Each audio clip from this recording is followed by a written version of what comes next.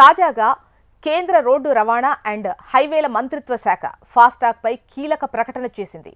కేంద్రం ప్రకటించిన వార్షిక పాస్ ప్రజలపై భారాన్ని తగ్గించడంతో పాటు వారికి వేగవంతమైన సులభతరమైన ప్రయాణాన్ని అందిస్తుందని కేంద్ర మంత్రి నితిన్ గడ్కరీ తన ఎక్స్లో పోస్ట్ చేశారు.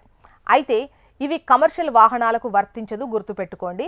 ఆగస్టు 15, 2025 నుంచి వార్షికంగా అంటే ఇయర్లీ ఫాస్టాగ్ పాస్ కోసం 3,000 చెల్లిస్తే గనక 200 ట్రిప్పులు ప్రయాణించవచ్చు అని గడ్కరీ వెల్లడించారు. ఫాస్టాగ్ నాన్ కమర్షియల్ వాహనాలకు మాత్రమే వర్తిస్తుంది అని స్పష్టం చేశారు. ఇక దీని కింద జీప్లు, కార్లు, వ్యాన్ల యజమానులు తమ ప్రయాణాల కోసం వార్షిక పాస్ సౌకర్యాన్ని తక్కువ ఖర్చుతో వినియోగించుకోవచ్చు. దీని వ్యాలిడిటీ కొన్నప్పటి నుంచి ఏడాది లేదంటే 200 ట్రిప్లు ఏది ముందుగా కంప్లీట్ అయితే దానిని రవాణా శాఖ పరిగణలోకి తీసుకుంటుంది.